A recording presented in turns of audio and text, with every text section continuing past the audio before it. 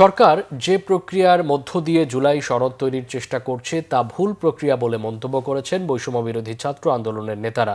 বিকেলে টিএসসির পায়রা চত্বরে তরুণ ইন্টেলেকচুয়ালদের পাঠশালা প্রাগ এর আয়োজনে জুলাই ঘোষণাপত্র শিক্ষার্থীদের প্রত্যাশা ব্যানারে আলোচনায় অংশ নিয়ে এমন মন্তব্য করেন তারা। নেতারা বলেন, সরকারে যারা আছেন তাদের জুলাই সনদ যে সময়ের মধ্যে দেওয়ার কথা ছিল তা ব্যর্থ হয়েছে।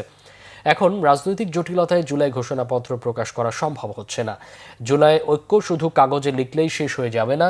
মানুষ যে স্বপ্ন দেখেছিল অন্তর্বর্তী সরকার তার ধারে কাছেও নেই। দেশে এখন না আছে সংস্কার, না আছে পরিবর্তন। সরকার যদি সবকিছু রাজনৈতিক দলের হাতে তুলে দেয় তাহলে এই জুলাই আন্দোলনের দাম কি রইল, প্রশ্ন ছাত্র নেতাদের।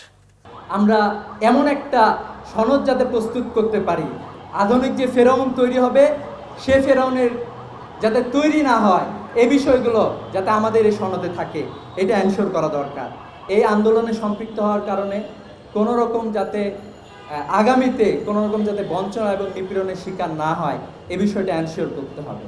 বর্তমানে সরকার সে একটা জাতীয় ঐক্যমত কমিশন করে কিছু রাজনৈতিক দলের সাথে কিছু সংস্কার করবে, তারা কিছু সংস্কার প্রস্তাবনা ঠিক করে সেগুলোর ভিত্তিতে তারা জুলাই সনদ করবে। ওকে, ফাইন, করুক, কিন্তু কতদিন?